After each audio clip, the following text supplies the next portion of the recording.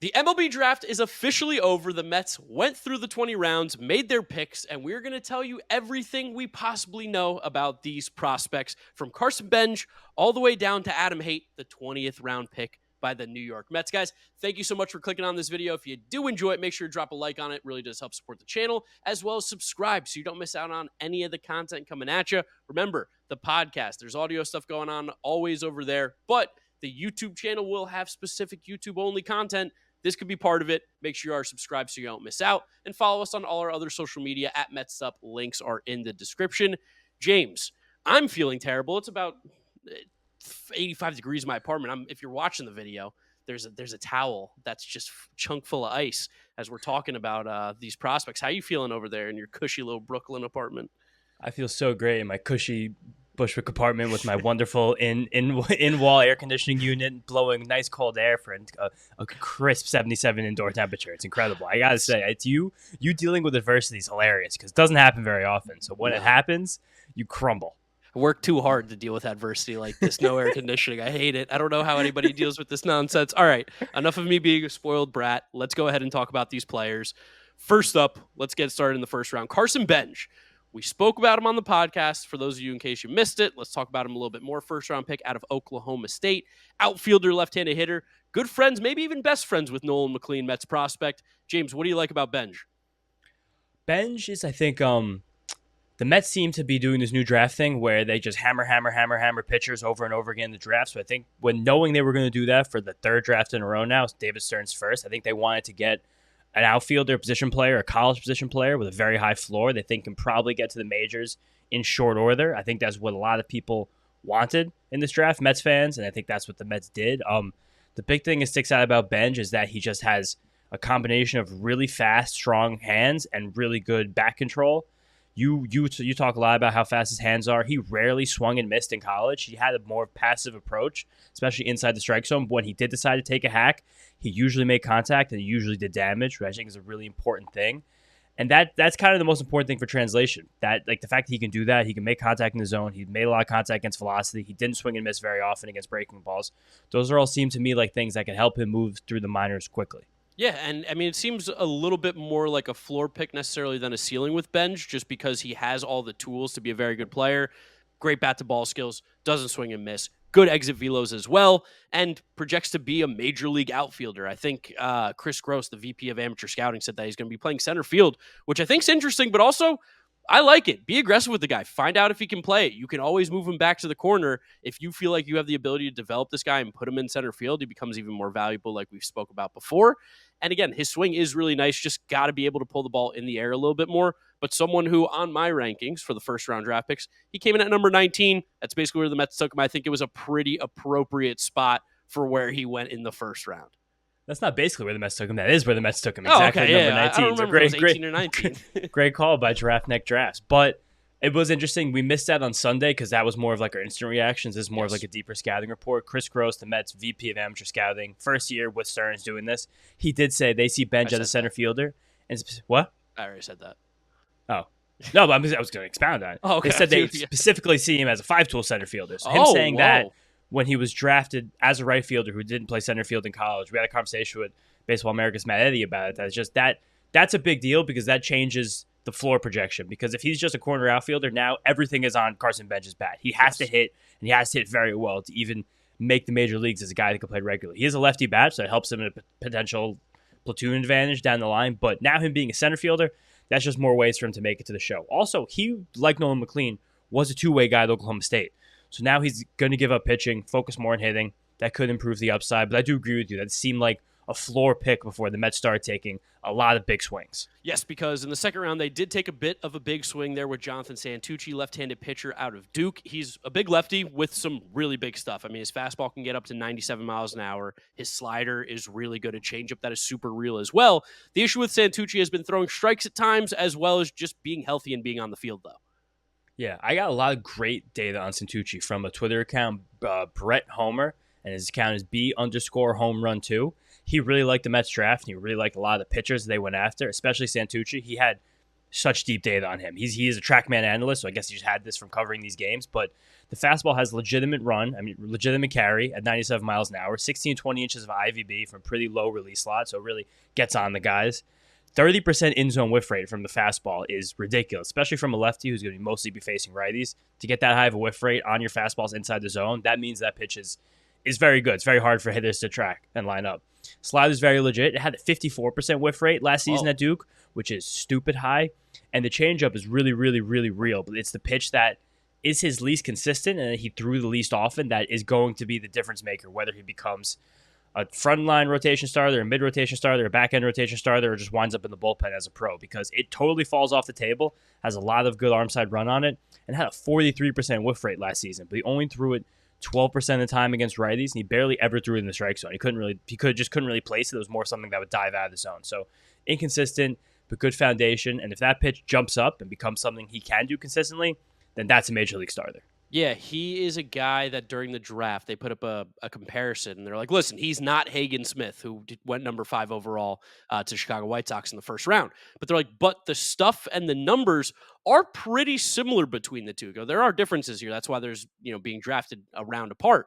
They're like, but that's the kind of upside that you could see from a guy like Santucci. And that's what you're going to also start to see from a lot of these Mets picks moving forward after the second round. The Mets went pitching heavy, they went college pitching heavy, and they are looking for very specific things. This is David Stern's first draft, like we said, with the team, and he is making his imprint very known as to what he likes and what he's looking for. Yeah, the Mets, it seemed like with David Stearns, because they've also done this a little bit the last few drafts before Stearns, but this time it was even more exaggerated, where they want college pitchers who are big guys who throw hard, and they throw from that low release point with the flat vertical approach angle to get that backspinny fastball that hitters will swing under and that will live the top of the strike zone. And this is something that David Stearns did a lot in Milwaukee. This is something at the same Twitter account, Brett Homer, he called out that this looked like the quintessential David Stearns Milwaukee Brewers draft, where it's all these guys with these big fastballs who are going to throw at the top of the zone, swing under, because if you have that pitch, even if you just have that one pitch, it's seemingly easier to build different breaking balls off of it. And even if you can't become a successful starter, then you just move to the bullpen and you wind up just being there and getting value there. And the next pick, I think, is someone that is at the top end of the scale, someone I'm really excited about in this draft class. Nate Dohm, pitcher from Mississippi State. Oddly enough, this is the Mets' 6th Mississippi State Bulldog in the last 7 years that they've drafted, which is hilarious that we get one a year. And then even Jake Mangum twice. Shout out to legend Jake Mangum. He never got a shot, but it took him 2 years in a row. So a year ago, Dohm transferred from Ball State to Mississippi State. So if anyone's been playing NCAA football, you will know that Ball State is one of the worst programs in the country for all athletics. If you guys doing Road to Glory with Ball State, hats off to you. Ball State and Kennesaw State, those are the top difficulties. But going from there to Mississippi State, it's a big deal for a baseball player. And that means he does have some legitimate stuff. So people say he had first-round potential this year if he was healthy. But he dealt with some injuries. He was held to about 30 innings. But in those 30 innings, he had one of the highest strikeout-to-walk ratios in all Division I college baseball, just not with the length and the amount of time it took to become a qualified player. Yeah, I mean, just a fastball being able to reach the upper 90s like we've seen with Run and Ride is amazing. And having a disgusting slider like we have seen from Nate Dohm, those two things right there, like at the absolute worst, amazing reliever in the third round. Like that's what David Stearns does. This is like, hey, we want these guys with high upside. We want to build upon what we've seen. And look at what the Mets even did with the prospects in the pitching lab that they've had the last couple of years. Now you get the mind, the idea, the process behind it with that pitching lab. A guy like Nate Dohm has an opportunity to be like, oh, they got this guy. When? Third round? Oh, sick. Totally, because he also plays on this thing the Mets have been doing the last few drafts, where they take someone who wasn't necessarily a starter in his college program, but has starter tools, and now they're like, okay, now you're just going to be a starter. You're going to spend the next 6 months learning new pitches, finding new grips, because Dohm, while he has that fastball and that slider, and those seem to both be at least 50, 60 grade pitches. The slider flash 60, the fastball's about a 50, depending on where its velocity is, and that's on the 20 to 80 scouting scale, guys. So once you have a 50, that's considered major league caliber, basically, for someone who's a major league regular. Once you get above that, then you become elite. His changeup, which didn't grade well, Major League MLB Pipeline gave it a 40. Visually, it's fucking insane. Like, It looks like the slider just from the opposite side, like totally mirrored. It has serious fade. He throws like 90 miles an hour and just drops off the table and moves like just a bit to his arm side, like to get down in on the righties and move away from the lefties. It looks great, but they said that he basically throws it too hard. It doesn't have that much of a velocity gradient with his fastball because the slider will sit like 89, 90, and the fastball will sit 96, 97. So I was like, okay, I get that, but there's probably a workaround there. And he also flashed a curveball that just has decent depth, good drop on it. And his coach at Mississippi State, and I saw an interview from like a few months ago when they were working through the SEC schedule. He was like, I love having Dohm pitch. He's a real psycho on the mound. Yeah, I love that. I was like, hell yeah, that's that. awesome. The Mets need more psychos. Yeah, right? So and again, he mostly pitched in relief in college. He really only started starting full time this year, and it wasn't that much because he had some injuries. So it makes sense, jumping up the workload. So it's a big swing on doing big stuff, and hopefully the floor is just an elite reliever. But the ceiling is another pitcher that we could be like, in a year, this guy could be pushing top 100 stats if things click. Yeah, Mississippi State, one of the best college baseball programs in the country, especially on the pitching side. They've been incredible the last few years. So happy to get a guy like Nate Dohm over here on our side. Something that I was particularly interested in, Eli Serrano from NC State. They took him in the 4th round. He's a big, lanky outfielder. I think he's 6'5", elite contact rate, barely swings and misses. The fun thing with Eli Serrano is that apparently out of high school, he was getting like crazy upside comps, like a guy who could be like a 25-plus home run dude at the major league level one day. But he's never really been able to show the power at the college level, which is kind of confusing because you do hit with metal bats and everything going on there. But he's been able to still have that like elite hitter tool at the college level, again, where he's not swinging and missing often and swinging at pretty good pitches. Hope is that the power eventually does come because the size is there. Joe Doyle gave him the, quote, infinite projection, which is always fun. I love to hear that. I think something I've complained about in the past is sometimes teams are way too safe with their picks. Why not get crazy? It's the 4th and 5th round. Like, take a swing. And it seems like with Eli Serrano, they're definitely looking to do that. His swing also kind of similar to Carson Benge's when I looked at it. Short, left-handed, quick hands. Yeah, and also him and Benge both being left-handed bats, which puts a little bit less pressure on their development of their games because if you can just get to the majors as a left-handed outfielder, you have a platoon advantage if you're a good athlete, this and that. And then also, I had a lot of weird Robert Hassel, Kyle Tucker vibes watching some of his swings from over the years. Just big lanky outfielder that was hitting the ball on the ground probably too often. It's just about how much you can lift it. And this is now the second guy in the first 4 rounds the Mets tried this exact approach with. So hopefully they have a plan for helping these big lanky lefties pull the ball, lift the ball, and get it out of the ballpark. Also, fun thing, the Mets seem to be really valuing friendship in their 2024 draft class because Eli Serrano played high school ball as good friends with Ryan Clifford, Carson Benge, Nolan McLean, and we have a couple other friends down this draft board that we drafted at the same time. So, like, I think the Mets like personal connections, like a Fortune 500 company. Yeah, no, they're trying to keep the pipeline is strong over there in the Mets farm system. 5th round pick Trey Snyder seems to be the Hail Mary. We're taking a shot. 5th round pick out of high school in Tennessee, I believe, where he's going to the University of Tennessee, something along the lines of that. This is our swing for the fences pick. He's the only high school player that we've taken up to this point. And usually when you take guys in high school past the 4th, 3rd, 2nd round even, you're going to be offering them big money because you're trying to steal them away from their college commit. And that seems like what they're doing here with Trey Snyder. The really exciting thing about him, he just has crazy high exit velos. I think he was in the 99th percentile in perfect game exit velos, which is essentially the showcases that these high school players go on during their circuit. And he's apparently also a really good shortstop. So this to me is one of those guys where I guess maybe with the right PR program, he could have been a 1st round pick maybe, but because he wasn't, he drops to the Mets and I'm kind of cool with it.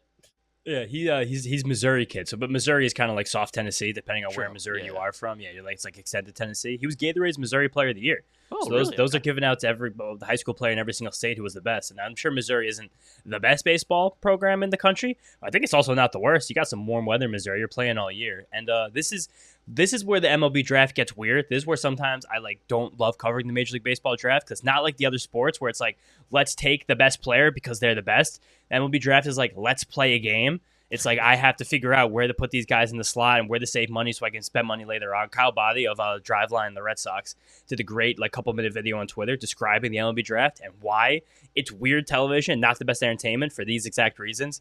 Because this kid Snyder is probably a top 50 player in the draft, but we took him. What number did we take him at? We took him at 144 just because that's what they expect him to go to Tennessee. But if these bonuses get given out, he probably gets a bonus very similar to Jonathan Santucci of a mid-second round pick, just because to sign him away from University of Tennessee, one of the best baseball programs in the country, the Mets are going to have to really pay him, probably at least $1 million, which is way over his slot value of just finding it real quick.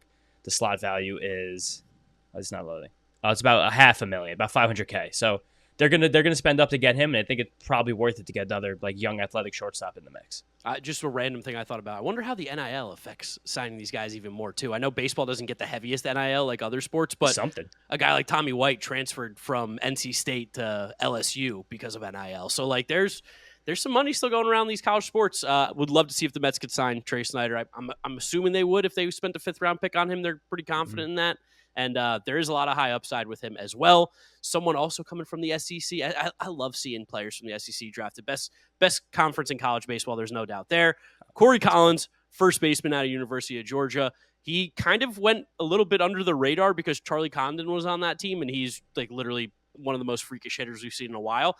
But Corey Collins, big boy, 6'3", 240, and he put up a max exit velo of around 113 last year. Granted, metal bat, take about 5 miles per hour off of it, but then granted, he's going to be in a major league organization now, probably eating real food. He could get a lot stronger too.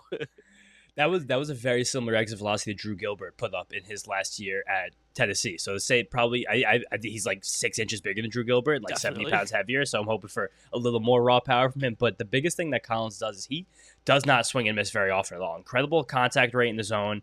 His on-base percentage this year was .574, hitting ahead of Charlie Condon at Georgia. And the way he did it was kind of fucking stupid. He had 32 strikeouts this year, 56 walks, and 28 hit by pitches. Oh my God. So his strikeout to hit by pitch ratio is almost 1. He barely struck out more than he was hit by pitches. He lives on base. He also played catcher a little bit. He moonlit there as a catcher at Georgia and was there in high school. But he has power. He's big. He seems like the kind of first baseman that if they can really help him tap into his size and, again, get more loft on his swing, he could become a monster because he already has incredible pitch recognition and he knows when to take a pitch and why. Another left-handed bat, by the way, for the Mets out of college that they took with a short swing that they're hoping can hit the ball in the air more. There seems to be a common theme here with David Stern's players. And that's kind of now we've gone through like a lot of the more relevant draft picks now. Like Yes. Now to zoom out a little bit, it does seem like there was a clear motive and purpose with this draft because in the first couple of picks, in the first 6 picks, you took your first 7 picks, 3 college hitters, 1 high school swing, 2 pitchers with high upside. And then the rest of this draft from Corey Collins on, the Mets took 1 college hitter, 2 high school hitters or 1 high school hitter, and the rest were all college pitchers. That's it. Over and over again. Pitcher. Oh, they took 1 high school pitcher too, Jace Hampson out of Washington State. That doesn't seem like someone that they are that confident is going to go. But it just seems like the Mets really are pushing this college pitcher upside thing. A couple hitters that they think have floors they could probably work on a little bit. The next hitter the Mets took, jumping ahead a few rounds, Nick Roselli. He's a Paisan from upstate New York, a Binghamton boy. Yeah, second baseman, nice Italian. He just seems like someone who they're like, this might be utility infield at the next level. Like he doesn't have, I think, the realest power, a lot of slap the ball around the yard guy. But that again, that's like fine. That was a 9th round, 10th round pick out of Binghamton, which is not exactly a baseball powerhouse, but it just seems like there's true process in this Mets draft process now, which is nice. Definitely. And I noticed too that a lot of these pitchers, all big boys too, like you said. Big boys. They took Tanner Witt out of Texas, who's 6'6", Ethan Lanthier out of Kansas, who's 6'5", Jackson Jelkin. Shout out to Gen Z who knows what that means. 6'5", 190 out of Houston. Like they're taking big dudes too. Like there's a clear mold that David Stearns likes, and he was just peppering the players full of them. Yeah, and another mold that he likes is he seems to just love, like I said before, this low release point, flat vertical approach angle fastball guys. He took other pitchers in this class who have these things besides Dohm and Santucci. Will Watson, who was the next pick in our lineup here out of USC, he's another guy. He was a reliever in college until this year, and he became a starter. And by the end of the season, he was pitching his best ball as USC was trying to push their season ahead. He has a sweeper and a changeup that both graded out well. And again, he has that low slot fastball. He's one of the smaller pitchers that the Mets drafted, so even more of like a potential disappearing pick with a tiny guy with the low arm slot. But that's something that they keep going after. Another one, Brendan Girton, another guy, same thing. Power pitcher from Oklahoma, low arm slot, low flat vertical approach angle, fastball. This guy Jackson Jelkin, 6'5", crazy slider, throws gas. He was a big high school recruit who was dismissed from Nebraska in the middle of his freshman year. with no word of whatsoever. And then like half that Nebraska baseball team also left that year, so there might have been some internal issue. And then this is the coolest thing in the Mets whole draft class. He went that summer to the Alaskan Baseball League. Oh, dude, you don't know about the Alaskan Baseball League? Fuck no. Oh, it's awesome. It's huge. It's sick over there. And they play the like a bunch of midnight baseball because it's sunny. So they'll play at midnight. That's something where I saw that. I put a big circle on it. I was like, that's something I want to be a part of one day. I want to be a part of the Alaska Baseball League. I'm in only because of the fact that he played in Alaska for a summer. It's cool as hell. And then he got Tommy John surgery, came back this season for Houston, pitched well again, but there was no mention about the dismissal from Nebraska. So I think that kind of pushed him down some people's boards and just recovering from injury. That was another common thread between this Mets draft. So many pitchers with injury issues, which is so funny because they're like, some of these guys are going to stay healthy eventually. And I mean, I'm sure you could probably save some money too on these guys and be like, hey, definitely, you blew out your elbow. Here's the minimum. Mm-hmm. And there's also, I think, some research that says that these pitchers are more likely to stay healthy the older they get, which is funny. So you take these college pitchers with injuries. You know who else was once a college pitcher with injuries? Chicken DeGrom. Fuck it. That. Come on, man. Don't say that. Don't say that. Today's the anniversary of his one hitter facing 28 batters against the Phillies, where fucking Zach Eflin got the only hit. So he was on my mind when I woke up. Of course. How about Ryan Lambert? This guy's also pretty interesting too because he throws 102 miles an hour. Like, what? He was Oklahoma's closer this year. 100-mile-an-hour fastball, 90-mile-an-hour slider, 85-mile-an-hour sweeper. I wonder if they just say, you want to go to Double-A and pitch in relief right now, and let's see if we can use you in September? Or, again, I wonder if they just do the sensible thing, the long-term thing, and stretch him out as a starter, let him sit 96, 97, and see if they can use those 3 pitches and create a whole starter. Because he has, like, the tight gyro slider that he threw against lefties and a big sweeper that still came 85 miles an hour, which is, like, that's kind of where, like, Griffin Jax throws his sweeper. If you guys have seen Griffin Jax's sweeper, that's just a demon pitch. So he's another one who seems like, maybe go fast or maybe go slow. But a lot of fun shit from the pitchers in this Mets draft board. Yeah, and to be fair, we're not going to be able to give you everything on all 20 guys that were taken because there's just not that much info available on some of these guys because, Jace Hampson from Linwood High School in Washington. Like, there's not a lot of info on these guys. But we'll give you as much as we can. Anything else? I mentioned Tanner Witt earlier. He was a guy who was a former possible first-round pick coming out of high school. Then he got Tommy John surgery, blew out his elbow when he got to Texas, was a really good reliever as a freshman, it blew out his elbow. He's been up to 97. It's just been an injury thing with him as well, but there is good stuff there and a good curveball. He was a name that I just even knew. I was like, oh, Tanner Witt. That's a name I know that you've taken in the 14th round. That must mean something. Yeah, that was the only other guy I had a lot of stuff on, just that he apparently has never really bounced back from his injuries, which is, again, something that, I don't know, go to the pitching lab, take 6 months, see if you could do it. Another one's interesting, RJ Gordon. He's huge. He's a small guy. I got him confused with somebody else. He's just a starter that has a couple tools, but he has similar that action-y fastball in the zone, but it sits in the low 90s, so it doesn't have as much upside, which makes sense because they took him in the 16th round. But other than that, it's just a lot of big boys. What? Ethan Lanthier guy might have been the one you were thinking of because he's been up to 96 with that fastball. Yeah, that's the one. 19 plus inches vertical or IVB back in 2023. They got that from the Cape Cod League, which is kind of funny that we get some of the best stats that we get from the Cape Cod League and not these major billion-dollar D1 organizations that these guys play for. And also has a 19-inch breaking sweeper, apparently. So a dude who's got some high ceiling was really good in the Cape Cod League back in 2023. He was another one who pitched in relief after he transferred from St. Cloud State, which I didn't know that was. I love that. Oh man, yeah, to Kansas. I love hearing about these dudes that come from. That's what nowhere. I'm saying. So that's similar vibes to the guy Brett Banks we drafted last year. But again, it just seems like the Mets have such a comfortability now with these pitching prospects that they draft, where they're drafting guys that they know that their organization has a strength in developing, and they know that they can get more out of them than these college programs did, which is the most beautiful thing I could imagine. Yeah, no, it's definitely sick. By the way, I don't know if you noticed this. Did you think Owen Woodward and Jackson Jelkin were teammates by any chance? Because Houston? Yeah. They're not. How crazy is that? Oh. That University of Houston is different than where Jackson Jelkin's Houston. So Jackson Jelkin's the D1 Houston. Owen Woodward is it looks like a JUCO or maybe even a random college in Houston.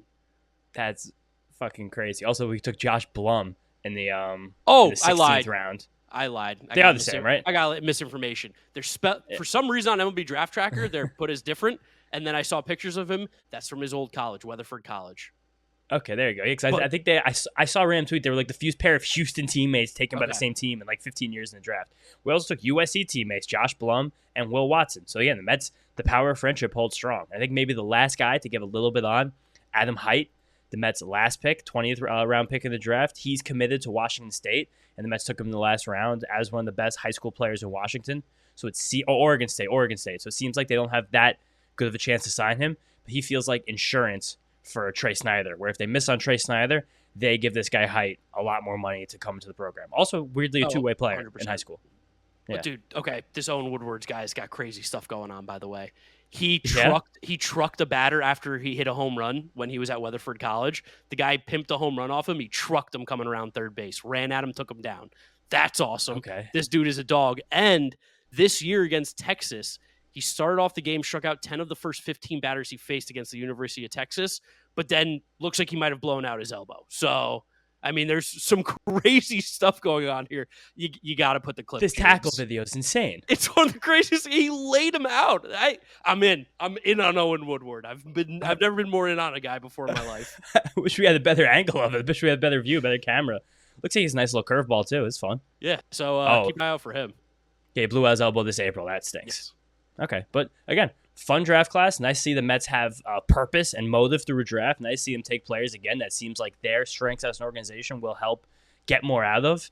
And nice to see them just spam these pitchers because pitchers are expensive. And now hopefully in like 3 years' time, we just have unlimited of them. Yes, which would be great. Guys, that's going to be it for this draft video. Thank you so much for watching. Remember to drop a like on it over on YouTube if you enjoyed it, as well as subscribe to the channel so you don't miss out.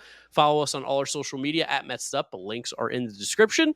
And that's where we'll wrap it up. We will catch you guys tomorrow for a second half preview video that will be dropping, as well as just a regular podcast episode for the second half preview. And we'll see you then. Peace out, guys. Peace out, guys. Thanks for watching.